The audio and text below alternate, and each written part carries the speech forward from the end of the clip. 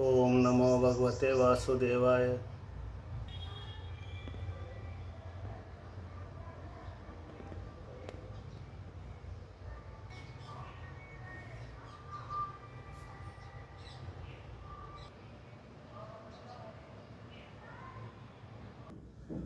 ओम नमो भगवते वासुदेवाय।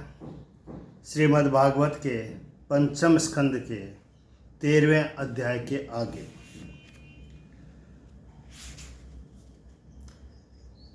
राजा परीक्षित ने श्री सुखदेव जी से पूछा, वही प्रश्न शौनक जी ने सूत जी से किया। श्री सुखदेव जी और सूत जी ने दोनों को एक ही प्रकार का उत्तर दिया। राजा परीक्षित ने जब इस प्रकार प्रार्थना की तब श्री सुखदेव जी बोले कि हे राजन, इस संसार में जीवगण धन के उपार्जन करने में वणिकों के तुल्य तत्पर रहते हैं। ये भगवान की माया से संसारी मार्ग में गिरे हुए हैं। इस कारण गुरु जो भगवान हरि है, उनके चरणाविंद के सेवकों की पदवी अर्थात भगवत जनों करके अनुष्ठित भक्ति का मार्ग अब तक प्राप्त नहीं होता। हे परीक्षित, संसारी मार्ग सुगम नहीं है। जो सब पुरुष देह में आत्माभिमान करते हैं, उनके सत्वादि विशेष गुण से विभक्त सर्व कर्म मंगल अमंगल दोनों में ही मिल जाते हैं। उनके द्वारा विविध देह श्रेणी रची जाने से उनसे संयोग वियोग आदि रूप अनादि संसार होता है। सब संसार के अनुभव के द्वार रूप 6 प्रकार की इंद्रियां हैं। उन करके यह संसार मार्ग दुर्गम मार्ग के तुल्य अतिशय कठिन हो गया है। हे राजन, इस प्रकार के दुर्गम मार्ग में पग धरने को किसी को भी प्रवृत्ति नहीं होगी, ऐसा हम कह नहीं सकते। भगवान विष्णु की माया से अवश होकर सभी उसमें वास करते हैं और अपने अपनी देह से रचे हुए सब कर्मों का फल वहाँ भोगा करते हैं। उन प्राणियों की चेष्टा कभी सफल होती है, कभी अनेकानेक विघ्नों के कारण पूरी भी नहीं होती। इस प्रकार की संसार अटवी में जो विविध भांति के ताप है, उनको भगवत चरणाविंद से सेवकों की पदवी विनाश करने को समर्थ है, परंतु भगवान की माया के वश होकर जीवगणों को वह पदवी सहज से प्राप्त नहीं हो सकती। इस संसार रूपी अटवी में 6 इंद्रियां हैं। वे ही कर्मों के द्वारा महाप्रबल चोरों के तुल्य है। क्योंकि संसार में बड़े कष्ट से बटोरा हुआ पुरुष का धन, जिसको पंडित लोग धर्म का स्वरूप कहा करते हैं, जहाँ यह जीव असावधान हुआ कि जिस प्रकार संगी लोग असावधान संगी का धन हरण कर लेते हैं, वैसे ही यह सब इंद्रियां जो चोर है, यह दर्शन, स्पर्शन, श्रवण, आस्वादन, सूंघना और संकल्प, विकल्प इत्यादि ग्रह संबंधी तुच्छ पदार्थों में लगाकर उसका यह धन हरण कर लेती है। वह मनुष्य अजितेंद्रिय और घर में ग्राम्य वस्तुओं के भोग करने में आसक्त रहता है। इससे वह अपने धन ले जाने वाली इंद्रियों को कुछ भी नहीं जानता। हे राजन, इस अटवी में अनेक भेड़िए और श्रृंगाल है, परंतु वे नाम मात्र के हैं। वास्तव में संसारी परिवारों में जो कि स्त्री पुत्रादिक है, वही कार्य करने में श्रृंगाल भेड़िए के तुल्य है। क्योंकि अति लोभी कुटुंबी पुरुष अत्यंत प्रयत्न से रक्षा पूर्वक मेढे के समान सुंदर धन को उसकी बिना इच्छा बड़े छल बल चतुराई से उसकी आंखों में धूल डाल भेड़िए के समान भेड़वत उसके संचय किए हुए धन को ही ले लेते हैं। दूसरे, उस भवाटवी में अनेक घास बेलों से ढके हुए दुर्गम गड्ढे हैं इत्यादि जो कहा है, उसका तात्पर्य यह है कि जिस प्रकार खेत में प्रतिवर्ष जो हल चलाया जाए तो उस खेत का बीज जल नहीं जाता, परंतु फिर वह अन्न बोने के समय तृण गुल्म लता इत्यादि के उपजने से दुर्गम गड्ढे के समान हो जाता है, वैसे ही यह गृहस्थ आश्रम सब कर्मों का क्षेत्र रूप है। इसमें भी सब कर्म एक बार भी नाश को प्राप्त नहीं होते, क्योंकि यह गृहस्थ आश्रम कामनाओं का भंडार है। देखो, जिस प्रकार किसी बर्तन के में कपूर रखा हो और वह उड़ जाए तो भी उसकी सुगंध उस पात्र से नहीं जाती, ऐसे ही कर्म चाहे सब नष्ट हो जाए, परंतु जब तक वासना क्षय नहीं होती तब तक उपजते ही रहते हैं। इस गृहस्थ आश्रम में जो पुरुष रत होता है उसका प्राणी अर्थात धन संपत्ति डांस मच्छर के तुल्य नीच मनुष्य और टीडी पक्षी चोर चूहे इत्यादि के तुल्य तस्कर लोग पीड़ा देकर छीन लेते हैं। तथापि यह पुरुष गृहस्थ आश्रम के मार्ग में घूमने से शांत नहीं होता, वरन मिथ्या दृष्टि होने से अविद्या काम और कर्मों से रंगे हुए मन के हेतु गंधर्व नगर तुल्य अघटमान नरलोक को सत्य रूप देखता है। दूसरे किसी स्थान में भोजन स्त्री संग इत्यादि व्यसनों को लोलुप होकर मृग तृष्णा के जल के तुल्य सब विषयों की ओर दौड़ता है, और किसी स्थान में उल्मुकाकार ग्रह देखकर उनको श्रेष्ठ सुवर्ण समझ उनके लिए ललचाता है इत्यादि जो कहा है। इसका अर्थ यह है कि जिस प्रकार शीत निवारण करने के लिए अग्नि की चाहना करने वाले लोग वन में अग्नि के समान चमकते हुए पिशाच विशेष को देखकर उस पिशाच के पीछे पीछे दौड़ा करते हैं, वैसे ही पुरुष इस संसार में कहीं सुवर्ण प्राप्त होगा यह अच्छा करके दौड़ता फिरता है, परंतु यह वस्तु अशेष दोषों का स्थान है, पवित्र भी नहीं है, विष्टा विशिष्ट है, क्योंकि ऐसा सुनने में आया है कि अग्नि की विष्टा से सुवर्ण होता है। पुरुष का उसके लिए बहुत इच्छा करने का कारण यह है कि वह सुवर्णवत लोहित वर्ण जो रजोगुण है उससे ही पुरुष का चित्त घिरा हुआ है। हे वीर, निवास जल धन इत्यादि जो कहा उसका अर्थ यह है कि निवास जल धन इत्यादि जो समस्त वस्तु अपने निर्वाह के लिए है उनके लिए अभिनिविष्ट होकर यह पुरुष इस गहन संसार में इधर उधर भटकता फिरता है। दूसरे कहीं आंखों में धूल पड़ जाने से हवा करके उड़ी हुई धूल के द्वारा धुंधुली दिशा विदिशाओं को नहीं देख सकता इत्यादि जो कहा है। इसका अर्थ यह है कि इस संसार के मध्य में कभी पवन के तुल्य जो स्त्री है पुरुष उसकी गोदी में बैठता है।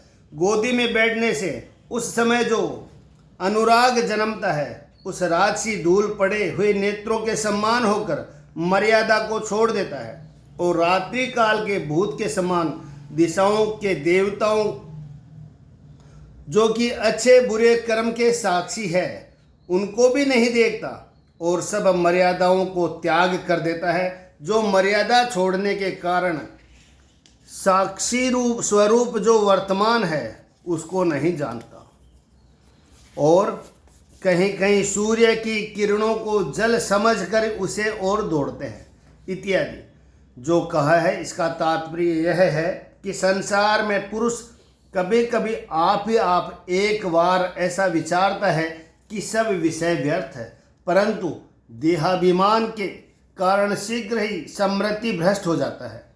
इस कारण मृग तृष्णा के जल के तुल्य फिर उन सब विषयों की ओर दौड़ता है। हे राजन, कहीं अनेक नदी दिखते हुए झिल्ली नामक कीड़ों की झनकार से उनके कानों में दर्द होता है। यह जो कहा इसका अर्थ यह है कि संसार में कहीं कहीं झिल्ली झनकार के तुल्य अति कर्कश विषयों में उत्साह के लिए प्रत्यक्ष और परोक्ष शत्रु पक्ष की ओर राजकुल की फटकार से पुरुष के कर्णशूल और हृदय व्याता होते हैं। यह सब वणिक इस प्रकार से खिन्न होकर जब भूखे होते हैं तब जिनकी छाया भी पाप का कारण है, ऐसे अपुण्य वृक्षों का आश्रय ग्रहण करते हैं इत्यादि। जो कहा है इसका अर्थ यह है कि संसार में जब पुरुष के पहले किए हुए सुकृत क्षीण हो जाते हैं, तब विषिक्ति, दुख इत्यादि अपुण्य वृक्ष लता और विषकूप सम्मान इस लोक और परलोक के लिए धन खोकर स्वयं मृतक के तुल्य हो जाते हैं और जीवन मृत्यु लोगों के निकट दौड़ते फिरते हैं। हे वीर, और कभी वे लोग जलहीन जलाशयों की तरह जाते हैं इत्यादि।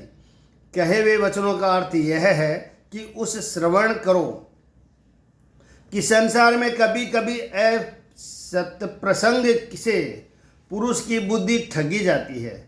इससे निर्जल नदी में गिरने से जिस प्रकार उसी समय सिर फट जाता है और क्लेश होता है, वैसे ही पुरुष पाखंड पंथ में पड़ जाने के कारण इस लोक और परलोक में दुख पाता है। और कभी जब उनके पास अन्न नहीं रहता, तब परस्पर एक दूसरे से मांगते हैं इत्यादि। इसका मतलब है, जो कहा है इसका अर्थ है कि जब संसार के मध्य में पुरुष भूख प्यास से पीड़ित होने के कारण बड़ा क्लेश पाकर अपने पास अन्न नहीं देखता, तब पिता को, पुत्र को, और जिनके पास पिता व पुत्र कुछ थोड़ा भी लेना देना रहता है, उनको दुख देता है। हे राजन, कभी दवानल के निकट पहुंचकर अग्नि से संतापित हो विषाद करते हैं इत्यादि। जो कहा है इसका अर्थ यह है कि वह जो ग्रह है यही दावानल के तुल्य है और प्रिय वस्तु के निमित्त संतप्त है, अर्थात घर में कुछ भी प्रिय वस्तु नहीं है और जिसमें सुख का लेस मात्र तक नहीं, वरन परिणामों में उसका महाकष्ट है। पुरुष दावानल के संताप को प्राप्त हो, उस शोकानल में दग्ध हो महासंताप को पाता है। कभी इसलिए डरता है कि कहीं यक्षगण प्राण न ले ले।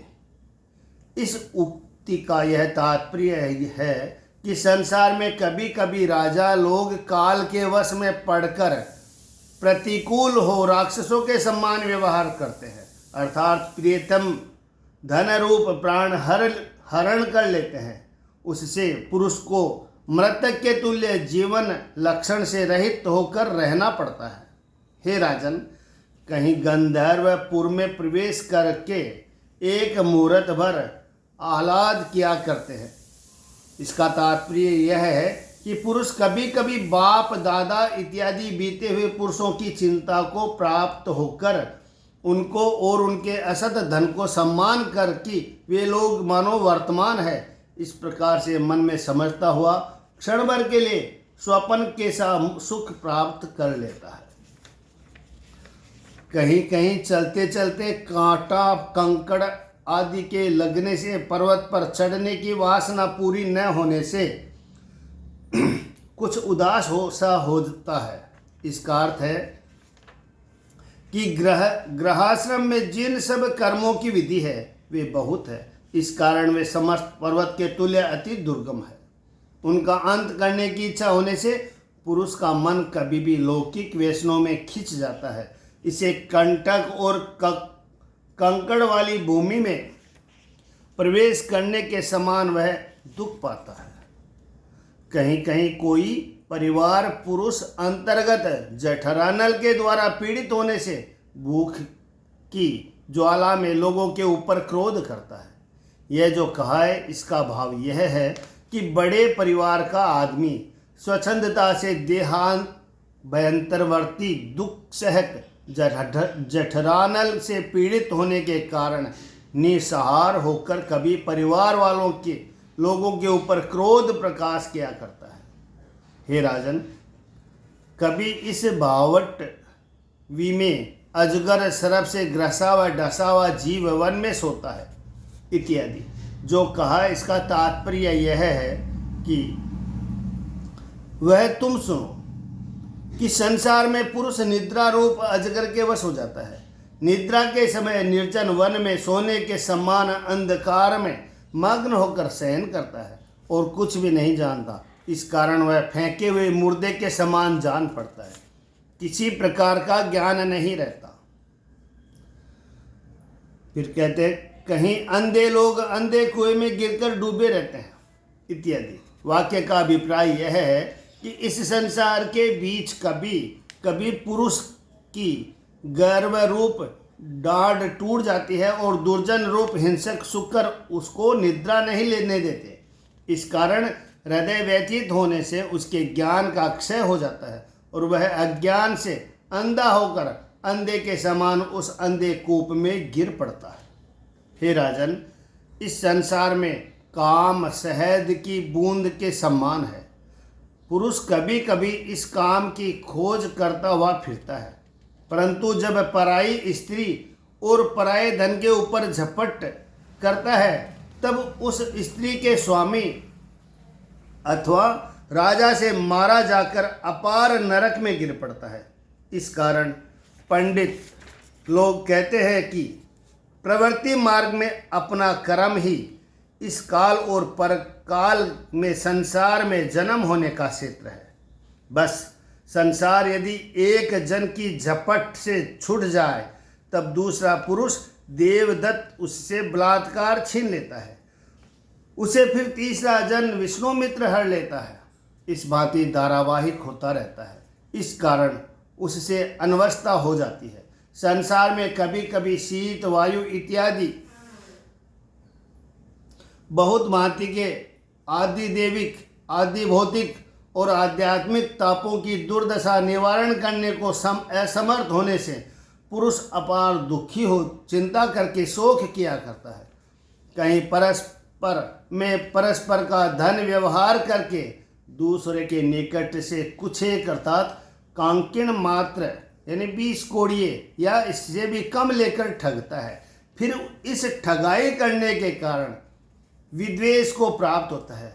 श्री सुखदेव जी बोलते हैं कि हे परीक्षित, इस संसार मार्ग में और बड़े बड़े कष्ट इत्यादि उपसर्ग तो नित्य रहते हैं, उनके सिवाय सुख दुख राग द्वेष भय अभिमान प्रमाद उन्माद शोक मोह लोभ मात्सर्य ईर्षा अपमान भूख प्यास आदि व्याधि जन्म मृत्यु जरा इत्यादि और भी अनेक बड़े बड़े उपद्रव है।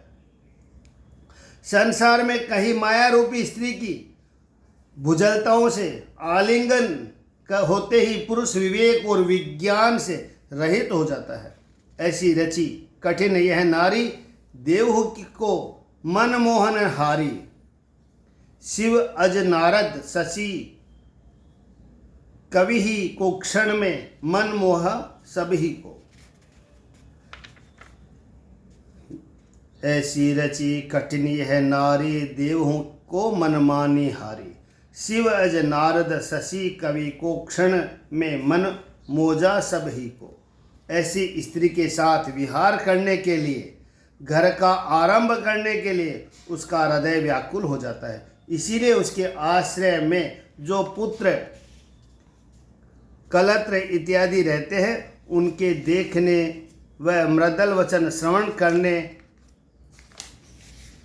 और अनेक प्रकार की चेष्टा अवलोकन करने में हृदय हरे जाने के कारण आत्मा को अपार घोर अंधकार में फेंक देता है।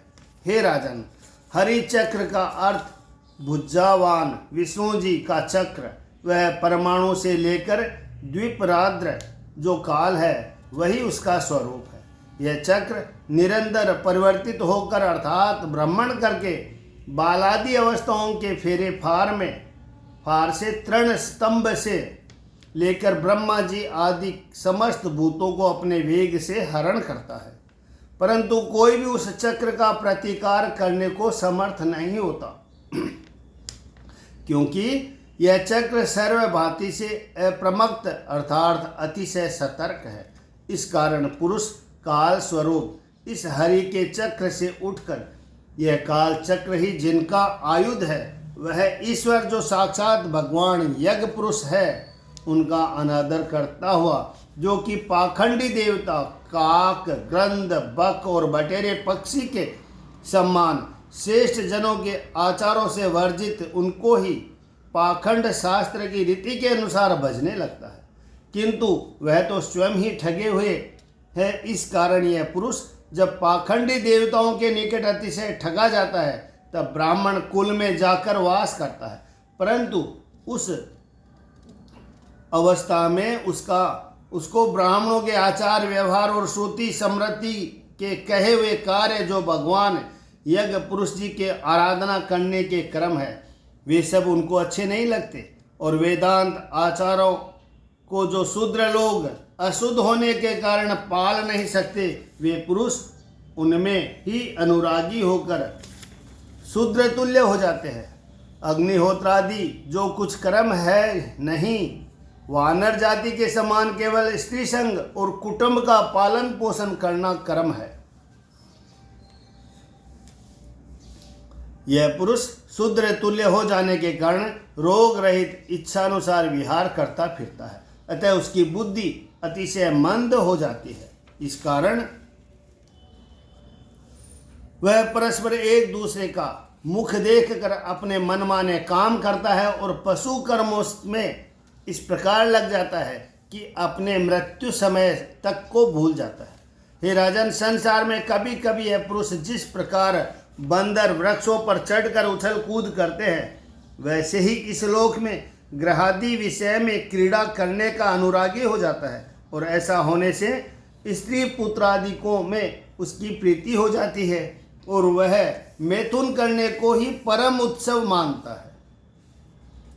इस प्रकार संसार मार्ग में बंद होने के कारण पुरुष मृत्यु रूप हाथी के भय से कभी कभी गिरी गुफाओं के तुल्य घोर अंधकार में अर्थात शोकादि विपत्तियों में घिर जाता है।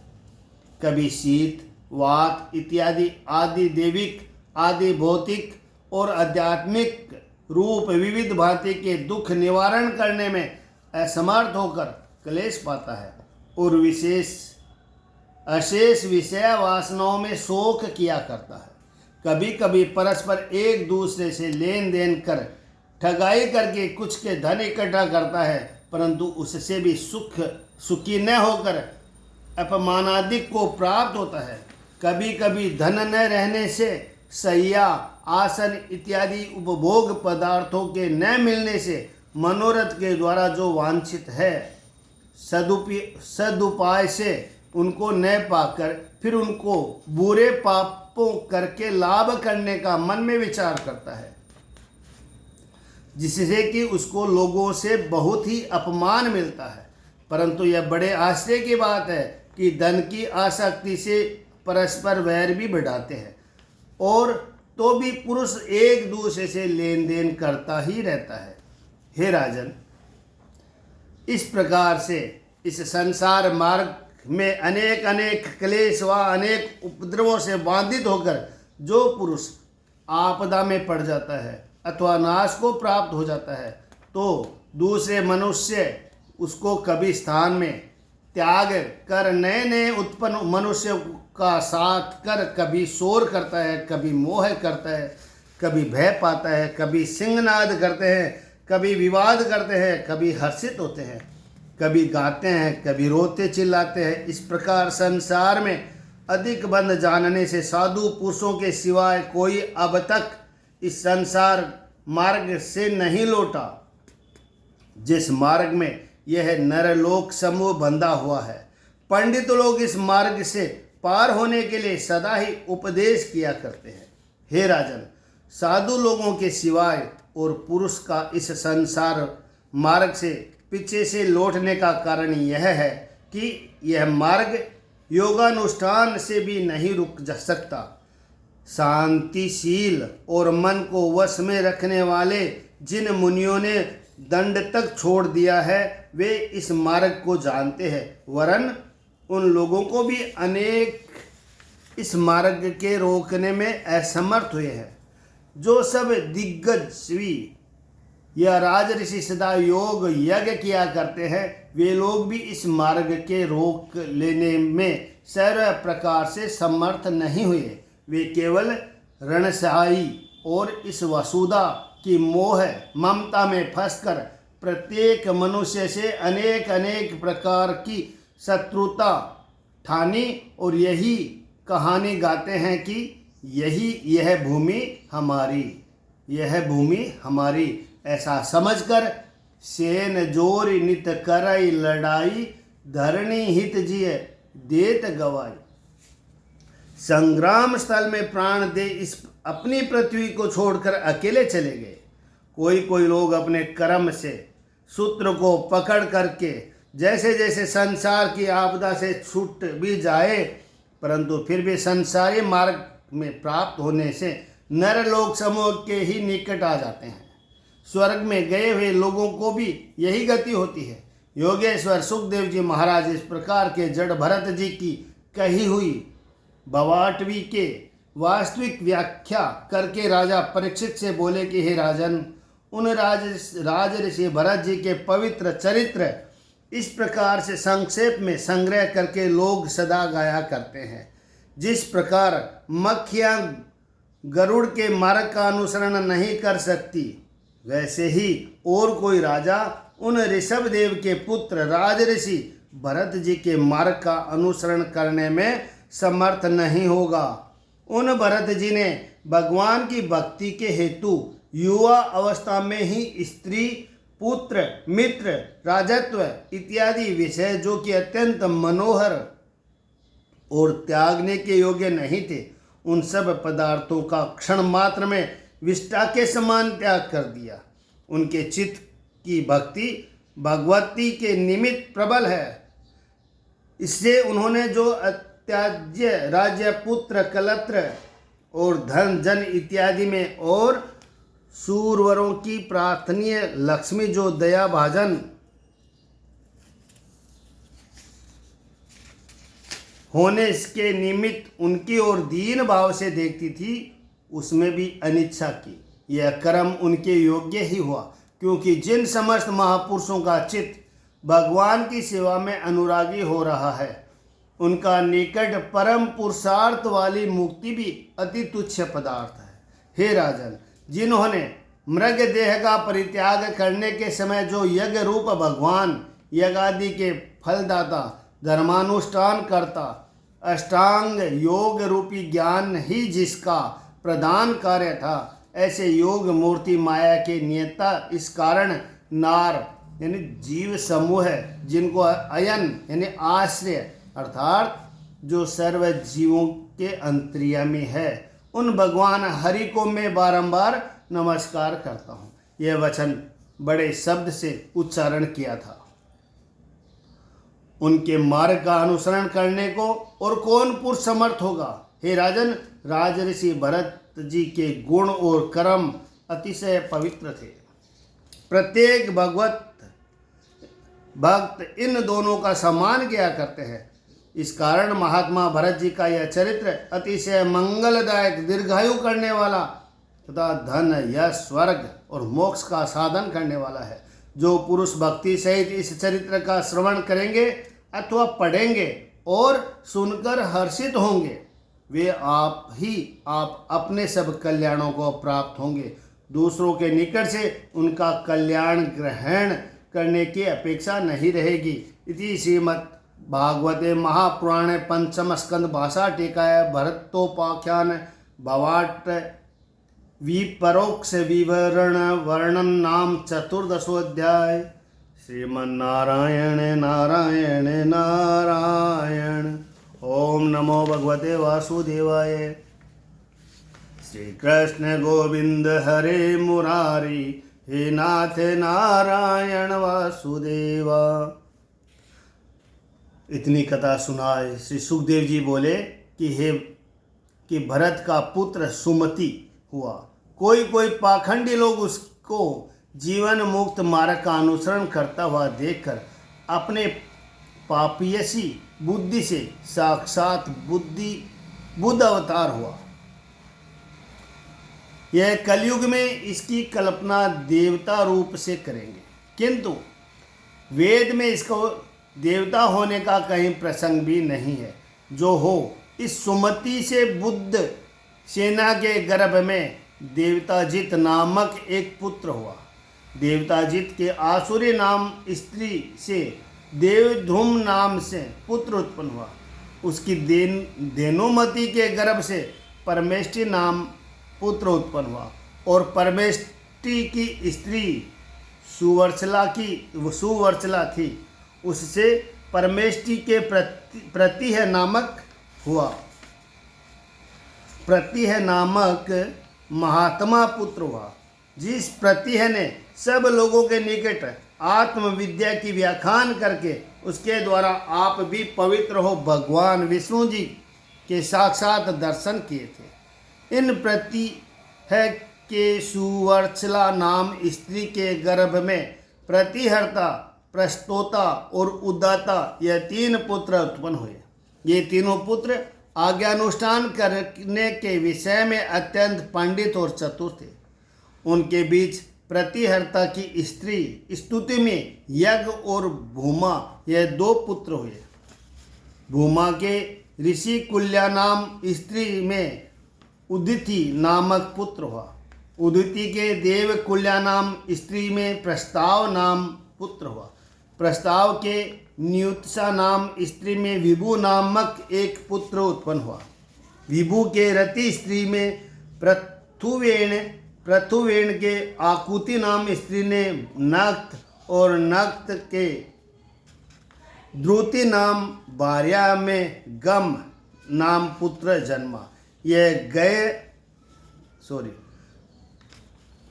नक्त के द्रुति नाम भार्या में गय नाम पुत्र जन्मा। यह गय राजा बड़ा यशस्वी और राज ऋषियों में परमोक्त था, और जो कि जगत की रक्षा करने की वासना से सत्गुण धारण किया है।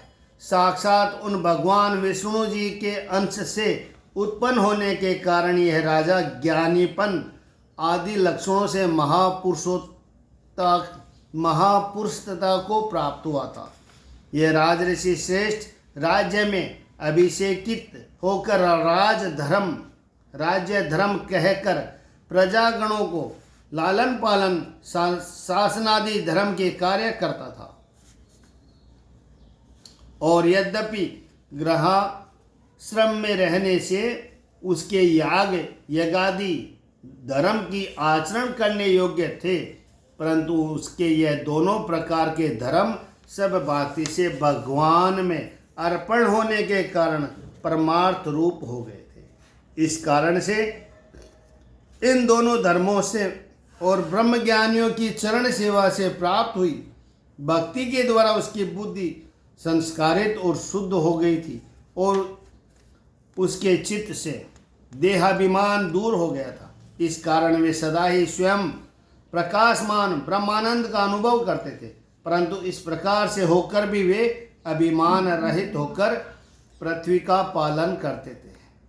हे पांडव वंशावंतस परीक्षित, इस कारण से इतिहास के जानने वाले पुण्य पुरुष अनेक गाथाएं रचकर उनका यश और पवित्र चरित्र गाया करते हैं। उन गाथाओं का अर्थ यह है कि महात्मा गय यज्ञ स्वरूप मनस्वी धर्म रक्षक श्रीमान साधु जनों की सभा के पति और साधुओं के सेवक है। इसे भगवान के अंश के बिना और कौन नृपति कामादिक से उनकी बराबरी कर सकेगा। अर्थात वह भगवान के अंश है, वह अपने आप ही अपनी समता कर सकते हैं।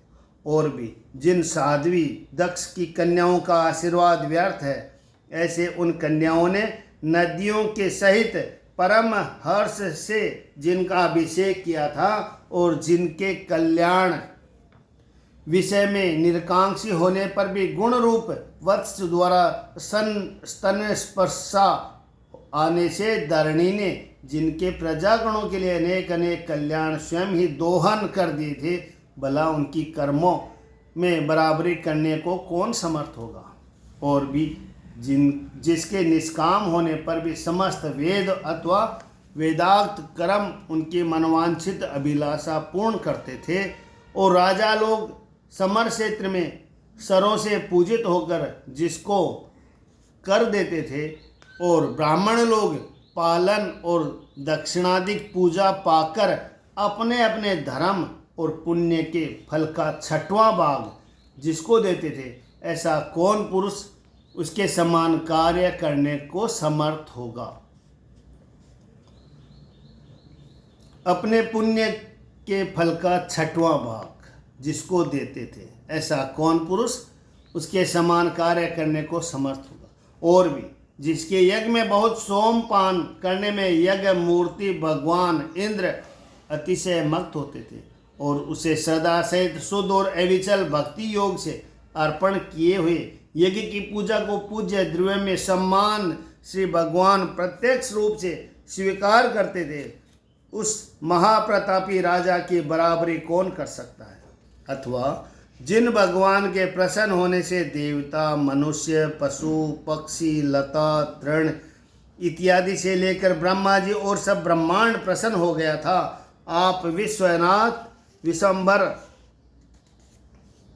सर्वांतयामी साक्षात वेद स्वरूप भगवान विष्णु जी गए राजा के यज्ञ में, हम तुम्हारे यज्ञ में प्रसन्न हुए, यह कहकर स्वयं प्रसन्नता प्रकाश करते थे। इस कारण कौन पुरुष इस गए राजा के समान हो सकेगा। उक्त राजऋषि गए से जयंती नाम स्त्री के गर्भ में चित्ररथ, सुगति और अवरोधन नामक यह 3 पुत्र उत्पन्न हुए। तीनों पुत्रों में चित्ररथ की भार्या उर्णा हुई, उसके गर्भ से सम्राट नामक एक पुत्र ने जन्म लिया। सम्राट ने उत्कला नामक स्त्री में मरीचि नामक एक पुत्र उत्पन्न किया। मरीचि से बुद्धिमती के गर्भ में बिंदुमान नामक पुत्र उत्पन्न हुआ। बिंदुमान से सरदा नाम स्त्री में मधु नामक राजऋषि ने जन्म लिया। इन मधु की स्त्री तुमना में वीरव्रत उत्पन्न हुए। इन वीरव्रत ने भोजा नामी का अपनी स्त्री के गर्भ से मंथु और प्रमंथु यह 2 पुत्र उत्पन्न किए। उन मंथु की स्त्री सत्या हुई, उससे बोमन का जन्म हुआ। इस बोमन से दुर्षणा नामक स्त्री से त्वष्टा ने जन्म लिया। इस त्वष्टा की स्त्री विरोचन हुई, इसके गर्भ में विरज जन्मे। विरज बड़े महात्मा थे, उनकी स्त्री का नाम विसुचि था। उसके गर्भ से विरज के 100 पुत्र और 1 कन्या उत्पन्न हुई। इन विरज का गुण कीर्तन करने के विषय में एक श्लोक है कि प्रियव्रत के वंश में सबसे पीछे राजा विरज का जन्म हुआ। जिस प्रकार भगवान विष्णु जी देवताओं को सुशोभित करते हैं, उसी प्रकार विरज ने अपने कीर्ति और गुणों से इस वंश की शोभा का विस्तार किया। इति श्रीमद्भागवते महापुराण पंचम स्कंद भाषा टीकाया प्रियव्रत वंश वर्णन नाम 15 अध्याय। श्रीमन्नारायण नारायण नारायण। ओम नमो भगवते वासुदेवाय। श्री कृष्ण गोविंद हरे मुरारी, हे नाथ नारायण वासुदेव। ओम नमो भगवते वासुदेवाय। श्री सुखदेव जी से राजा परीक्षित कहने लगे कि हे ब्राह्मण, भगवान सूर्य नारायण अपनी किरणों से जहाँ तक प्रकाश करते हैं और जहाँ जहाँ निशानाथ चंद्रमा शुक्ल और कृष्ण पक्ष में तारागणों के सहित दिख पड़ते हैं, वहाँ वहाँ तक भूमंडल के विस्तार का विशेष वर्णन आप कर चुके हैं। उतने परिणामों में भूमंडल के मध्य राजा प्रियव्रत के रथ के पहिए से खुदकर 7 समुद्र बने हैं। दूसरे हे भगवान, अपने इन 7 समुद्रों के से ही इस भूमंडल के मध्य का 7 द्वीपों का संक्षेप मात्र ही वर्णन किया है। इन सब द्वीपों का परिणाम और लक्षण युक्त विशेष विस्तार सहित सब वृत्तांत सुनने की हमारी अत्यंत अभिलाषा है। हे योगिनी, भगवान के गुणमय स्थूल स्वरूप ब्रह्मांड में लगा हुआ मन भी कदाचित निर्गुण सूक्ष्मतम स्वयं प्रकाश पर ब्रह्म स्वरूप जो पर पुरुष वासुदेव है, उनमें निवेशित होने के सामर्थ्यवान होगा। इसीलिए हे गुरु, अनुराग करके इस विषय का वर्णन कीजिए। श्री सुखदेव जी राजा परीक्षित से बोले कि हे महाराज, पुरुष यदि देव समान परमायु को प्राप्त हो तो भी विशेष रचना के नाम और रूप भगवान की माया की विभूति का अंत मन वचन से जानने को समर्थ नहीं हो सकता। इसीलिए प्रधान प्रधान दीपों का नाम, स्थिरता और चिन्ह वर्णन करके ही तुम्हारे निकट भूगोल के सब स्थानों का व्याख्यान करेंगे। हे राजन, यह भूमंडल बड़े बड़े भारी कमल का स्वरूप है। सप्त द्वीप उसके कोप है। इस सप्त द्वीप रूप कोप के मध्य में मध्यवर्ती कोप जम्बूद्वीप है। यह द्वीप पहला है। इसका चौड़ाई और लंबाई 1,00,000 योजन की है। यह जम्बूद्वीप कमलपन के समान चारों ओर से गोल है। इस द्वीप में 9 खंड है। इन 9 खंडों में भद्राक्ष केतुमाल खंड के सिवाय प्रत्येक का विस्तार 9 सहस्त्र योजन है। यह 9 खंड 8 सीमा पर्वतों से सुंदर भांति से विभक्त किए।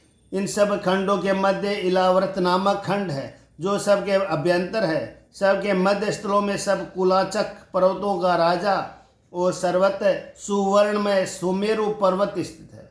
इस सुमेरु पर्वत की ऊंचाई और इस द्वीप का विस्तार परिणाम 1,00,000 योजन है। यह पर्वत चोटी की 32,000 योजन और मूल में 16,000 योजन फैला हुआ है, और पृथ्वी में भी 16,000 योजन गड़ा हुआ है, और बाहरी भाग में 84,000 योजन दिखाई देता है। जो हो, यह सुमेरु पर्वत इस प्रकार से भूमंडल बड़े भारी कमल के कर्णिका डंडी का रूप दे हुआ है। हे राजन, इलाव्रत वर्ष के उत्तर भाग की उत्तरादि दिशाओं में बराबर बराबर नीलगिरी, श्वेतगिरी, संगवानगिरी है। यह तीनों पर्वत यथाक्रम रम्यक वर्ष, हिरण्मय वर्ष और कुरुवर्ष के सीमा पर्वत स्वरूप हो रहे हैं।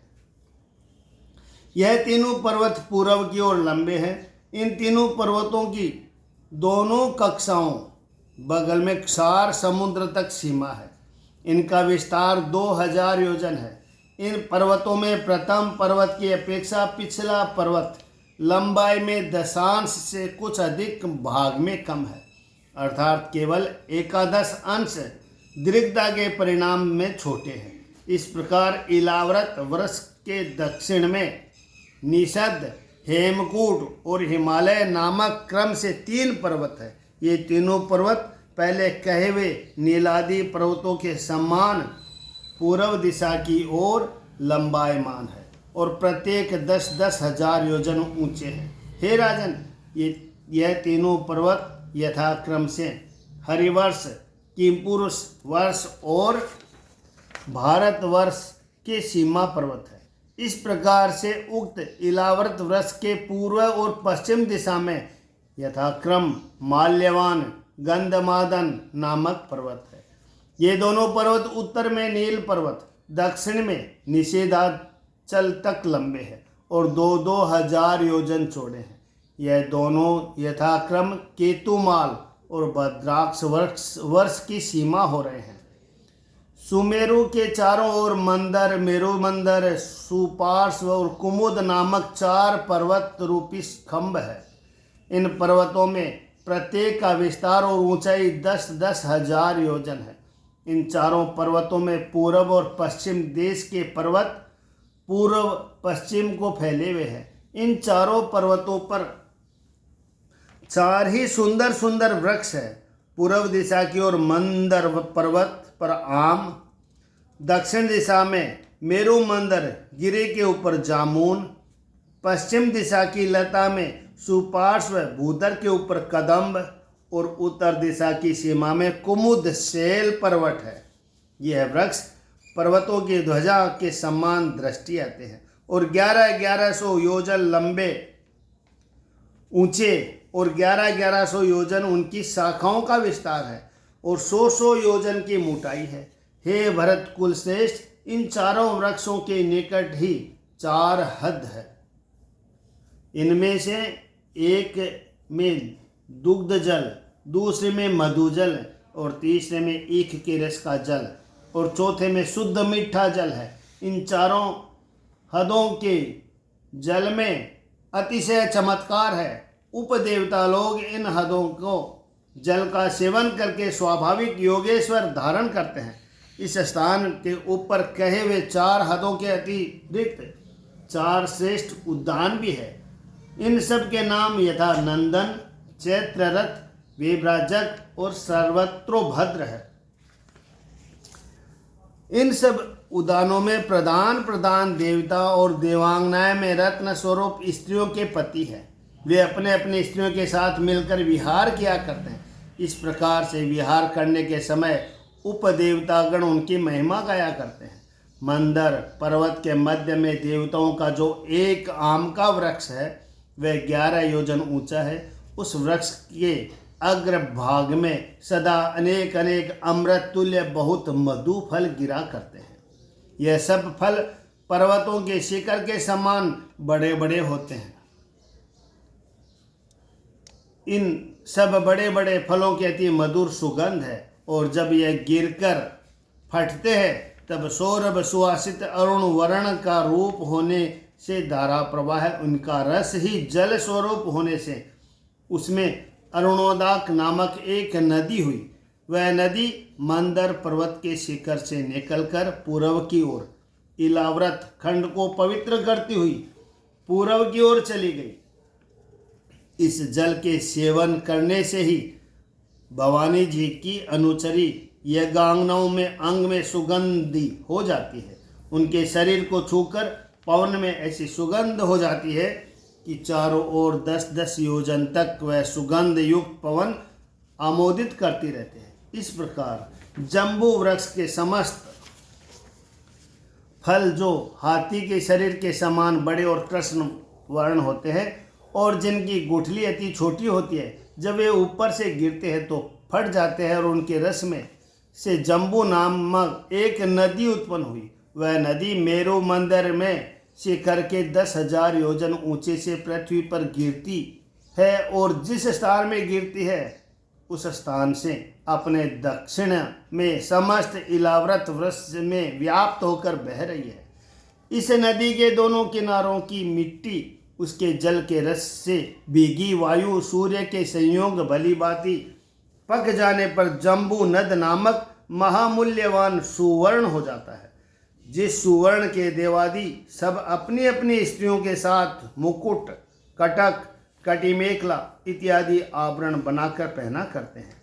सुपार्श्व पर्वत की कक्षा में महाकदम नामक जो बड़ा भारी कदम का पेड़ है, उसके समस्त कोटरों से 5-5 मधु की धारा उस पर्वत से गिर अपने पश्चिम की ओर से इलाव्रती वृक्ष की ओर अपने सुगंध से चारों ओर 100 योजन तक सुवासित कर देती है। जो प्रजागण इस पर्वत की मधु धाराओं का सेवन करते हैं, उनके वदन की सुगंध के स्पर्श से वायु सुगंधित होकर 100 योजन तक चारों ओर महका देती है। इस प्रकार से कुमुद पर्वत पर सतवर्ण नामक जो वट वृक्ष है, उसके स्कंदों से नीचे दही, दूध, घी, मधु, गुड़, अन्न इत्यादि है और वसन भूषण, शयन आसनादि समस्त मनोवांछित वस्तु दोहनकारी जो नद इस पर्वत के अग्रभाग से निकलकर अपने उत्तर इलाव्रती देश को महोपकार करके उत्तर की ओर समुद्र में मिल गए हैं। इन नदियों में स्नान करने से वहाँ रहने वाले प्रजागणों की कभी अंग की विकलता, थकावट, खेद, जरा, रोग, अकाल मृत्यु, शीत व गर्मी के कारण विलावन और विघ्न आदि जो संताप विशेष है वह सब कुछ भी नहीं होता। केवल महामुख भोग में ही समय बिताया करते हैं।